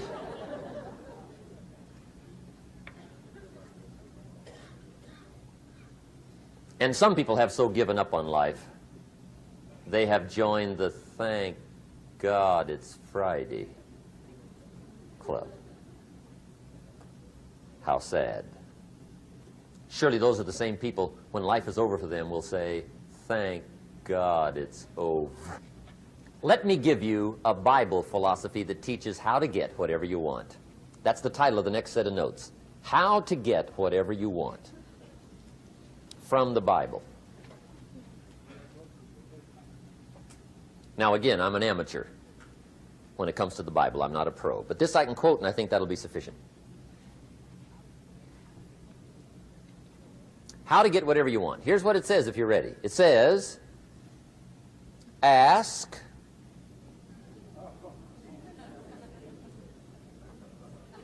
That's it. End of notes. Ask. If there's one art in life to learn extremely well, that's got to be one of them. The art of asking. What does ask mean? Ask means, what do you want? And the formula is staggering. It says ask and what? A guy ought to look into that.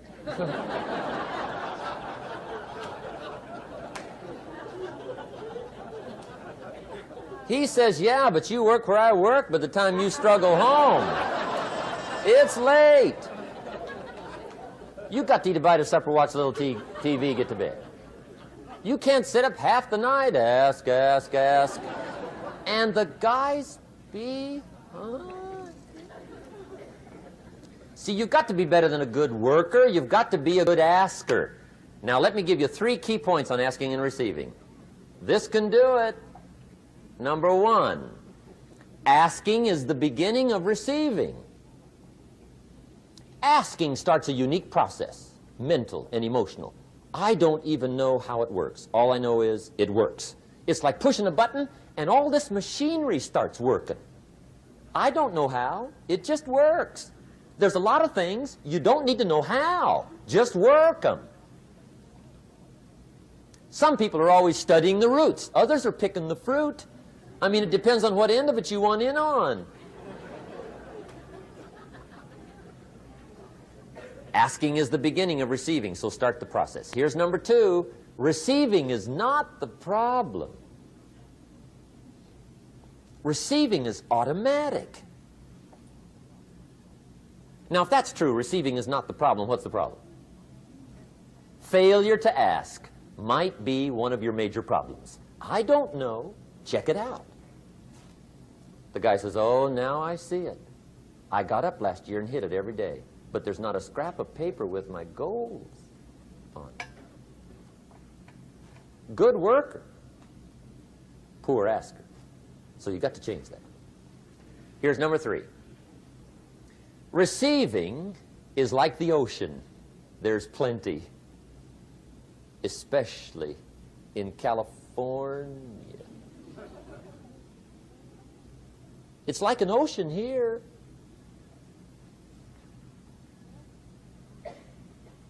Success is not in short supply. It isn't rationed, and you stepped up to the window and it was all gone. No, no, no. It's like an ocean here. Now, if that's true, what's the problem? Well, some people go to the ocean with a teaspoon. Have you got the picture? See, what you want to do in view of the size of the ocean is trade your teaspoon for at least a bucket, and you'll look better down at the ocean. Kids won't make fun of you, right? Okay. Now, there's 2 ways to ask, and we'll wrap up goal setting. 2 ways. Here's number 1. Ask with intelligence. It didn't say ask intelligently, but I'm sure it meant that. Don't mumble. You don't get anything by mumbling. Be clear. Be specific. Intelligent asking means how wide, how high, how soon, when, what size, what color, how much. Define what you want and describe what you want. That's powerful. In the weekend seminar we teach, goals become like a magnet. They pull you that direction. And the better you describe them, the more they pull. So ask intelligently. Here's number 2. Ask with faith. That's the childish part of the equation. Believe you can get what you want like a child. Not an adult. Adults are too skeptical. So the formula really reads, make plans like an adult and believe in them like a child. And the most incredible things will happen. Just try it for 90 days. Just try it. You can always go back to the old ways. Just try it, just 90 days, 90 days. Now here's the last qualifying phrase on goal setting, as we promised to qualify everything. And it simply goes like this. Remember, you won't get everything you want. And we've already studied the reason for that. Simply, sometimes it hails on your crop and rains on your parade. It's that kind of planet. So you won't get everything you want, but if you will work this goal-setting formula, you can get plenty for wealth and happiness. Okay, that's goal setting. We use it around the world. We recommend it. Now, maybe it won't work as well for you as it has for me. I don't know. Maybe not. But what if it did? You got to try. Okay. Here's the last subject, the day that turns your life around.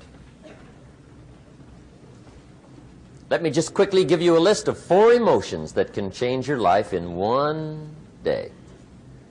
Emotions are powerful. Sometimes it doesn't take much to alter your whole life direction.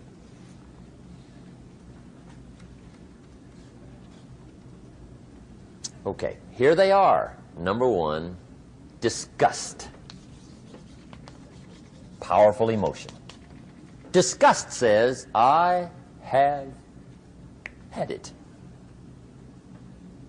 See, that could be the day. The day you can say, I've had it. And whether you've had it with something small or something major, the day you can say, I've had it, may not be the day it ends, but the day it begins. That's what I said when that little Girl Scout left my door when I'm 25. I give her the big lie, she leaves, I say, I don't want to live like this anymore. I've had it with lying and being broke. Powerful day. The man's finally had it with mediocrity. He's had it with being a loser. He's finally had it with those awful sick feelings inside, knowing his wife is at the grocery store looking at 2 cans of beans, one marked 37 cents, one marked 39 cents. And the guy sick inside knows his wife's going to buy the 37-cent can, and she doesn't even like the brand. Do you know why she's going to buy the 37-cent can? To save 2 cents. The guy sick inside finally says, I've had it. Being on my knees in the dust looking for pennies, we're not living like this anymore.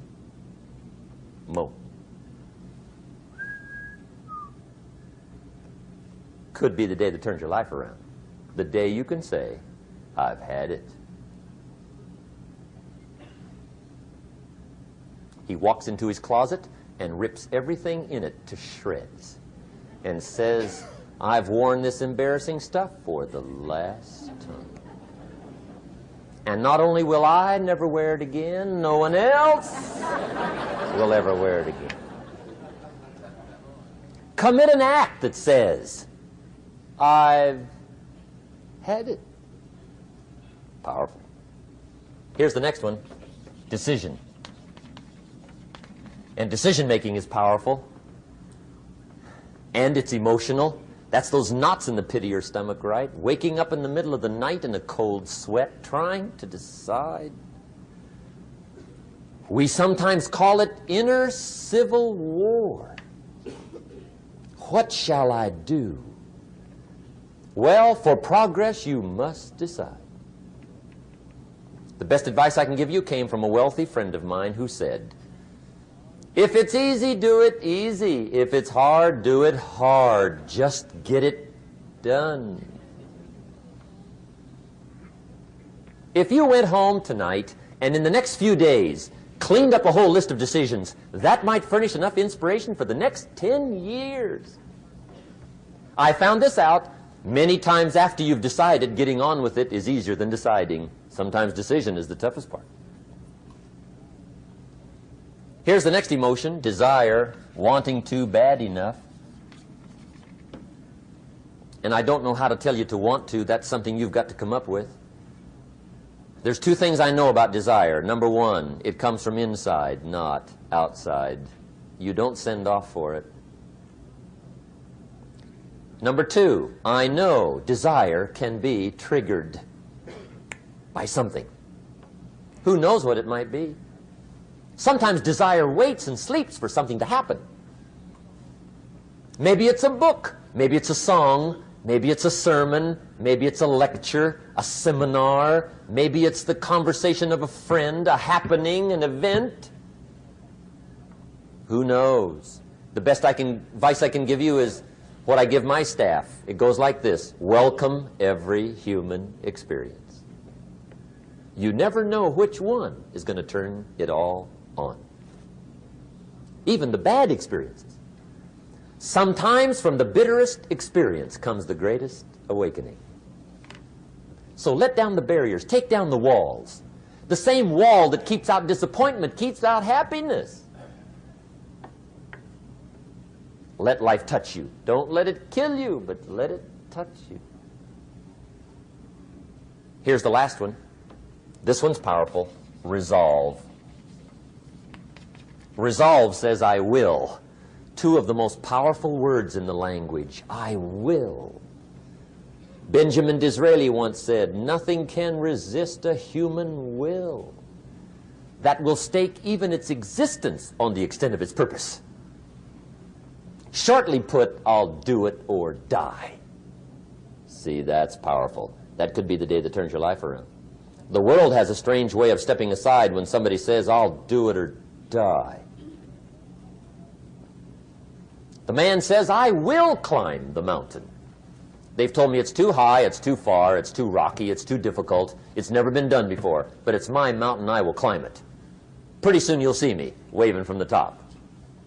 Or dead on the side, because I ain't coming back.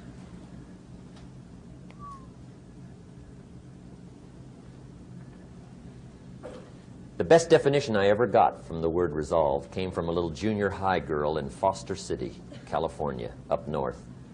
I'm talking to the junior high kids one day. I love to ask kids definitions. They come up with beauties. I got to the word resolve and I asked, who can tell me what resolve means? And I got several hands, and they were all pretty good, but the last one was the best. Little girl, about 3 rows back, held up her hand. She said, Mr. Rohn, Mr. Rohn, I think I know what resolve means. I said, darling, what do you think it means? She said, I think it means promising yourself you will never give up. I said, that's it. Webster, stand aside. That is the definition. Promise yourself you will never give up. I asked the kids, how long should a baby try to learn how to walk? How long? How long would you give your average baby before you shut him off? How long? See, any mother in the world would say, you're crazy. My baby's going to keep trying until it learns how to walk. What a magic formula. Now let me show you what triggers all emotions into activity that brings results. And results is the name of the game. Here it is. Action. Finally, you must do something about how you feel. Jesus, the master teacher, said, don't just be listeners, be doers. The world admires the doers. Whatever it takes to get you to try harder, read more, set your goals, and go for it. Here's the next attitude disease. Over-caution.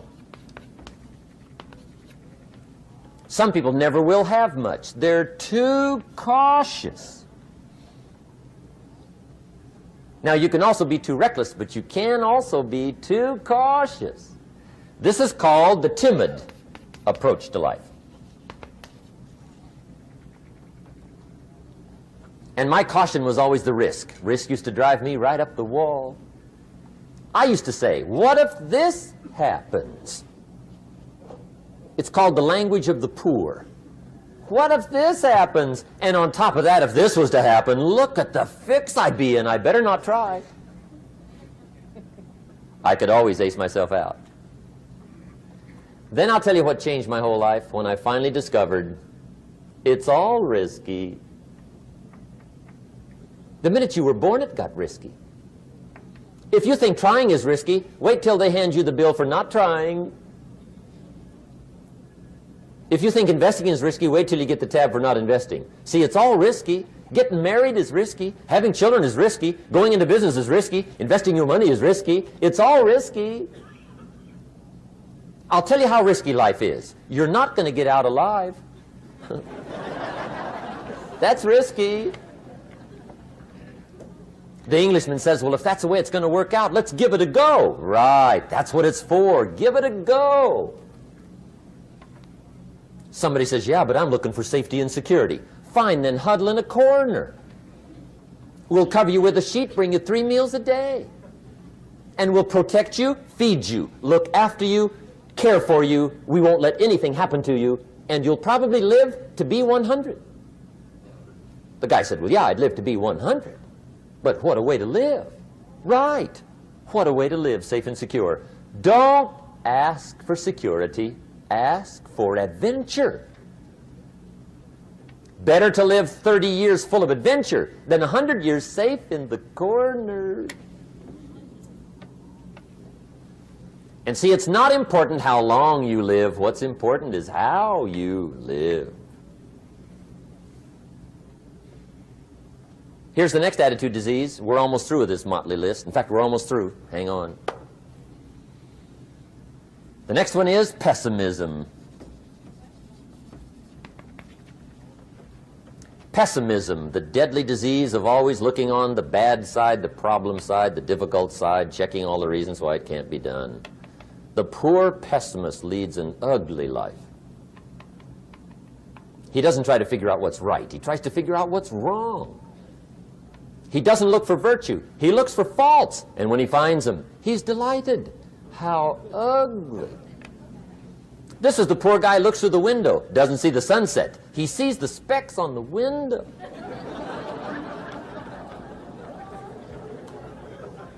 And this is the poor guy, right, who rushes up, takes such leave of his senses. This guy rushes up and he says, I've got 5 good reasons why it won't work. He's so dumb he doesn't know. All he needs 1. He's got 5.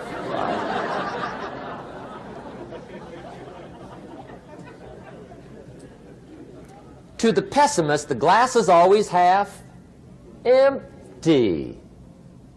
To the optimist, the glass is half full. Why would the same measure affect people 2 different ways? Answer, it all depends on how you look at it. Our lives are mostly affected by the way we think things are, not the way they are. The way we think they are affects us most. There's a subject we don't have time to get into tonight called better thinking habits. One of the major things Shove taught me when I met him, he said, poor thinking habits keeps most people poor. Not poor working habits. Most people work hard, but they don't think hard. And Shove taught me that the mind is like a factory, a mental factory. And whatever you think about all day long pours ingredients into this mental factory. And that's what builds the economic, social, financial fabric of your life. He quoted me a Bible phrase that says, as you think, so you become. How awesome. When he talked about poor thinking habits, he had me. I used to start the day reading the morning newspaper. I mean, you can believe that or not. I'd get a cup of coffee and read the paper. I'd load up on wars and riots and murders and stabbings and killings and bank robberies and muggings and car wrecks and tragedies. I'd even read the back pages. I seem to like that stuff for some weird reason. I'd load up on all that, and then I'd start the day. You can imagine the kind of days I used to have. You walk around on your financial knees. They call you economic peewee.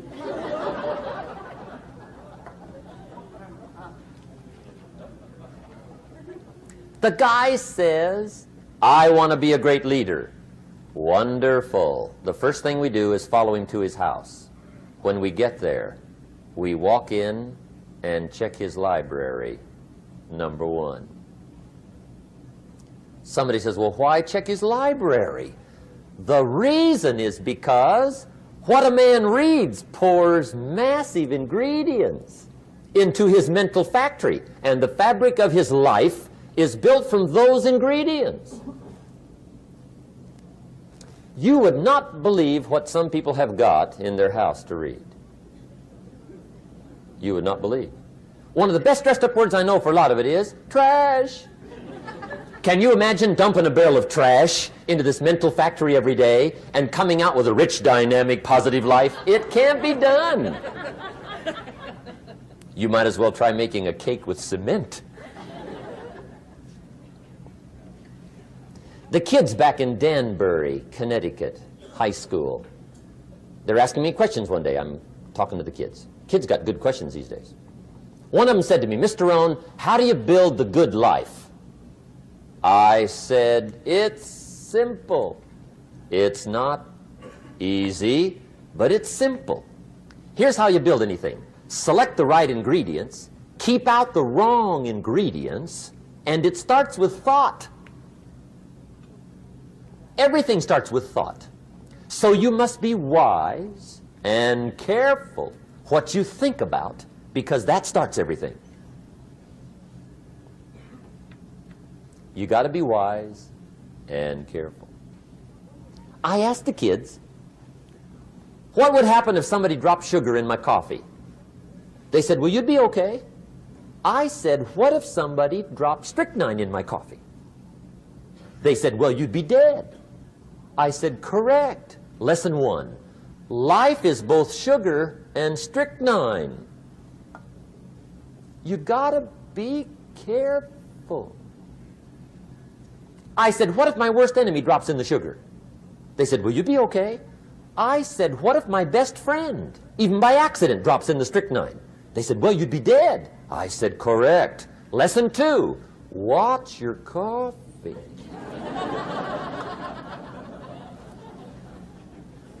You got to be careful. See, it doesn't matter who hands you the bad stuff. It doesn't matter where you get the bad stuff. It'll still do its damage on your bank account, wherever you get it. Mr. Schoaf gave me one of the greatest phrases when I first met him when he said, Jim, every day stand guard at the door of your mind. How important. Stand guard at the door of your mind. And you decide what goes into your mental factory. Don't let anybody just dump anything they want to in your mental factory, because you've got to live with the results.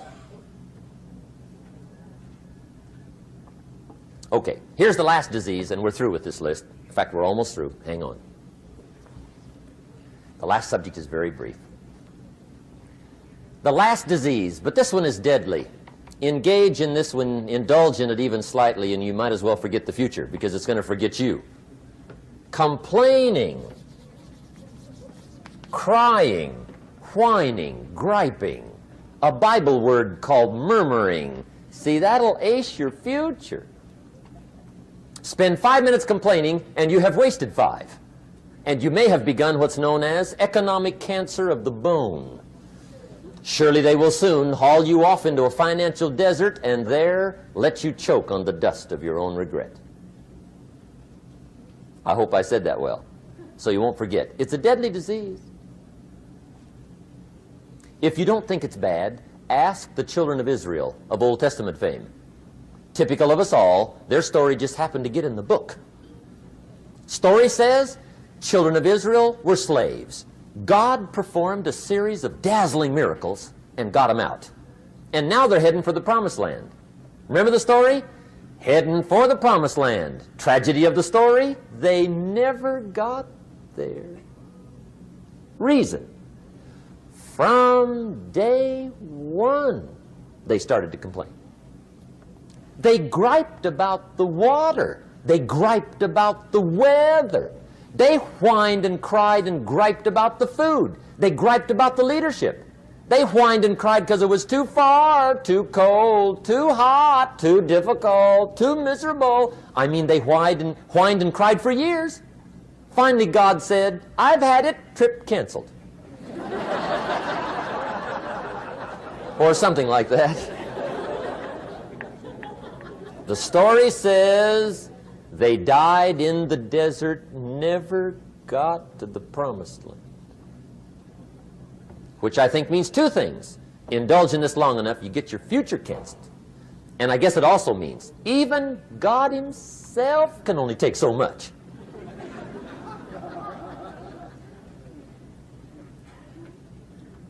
Okay. Just be on the lookout of the things that can destroy all the good you start. The war is on.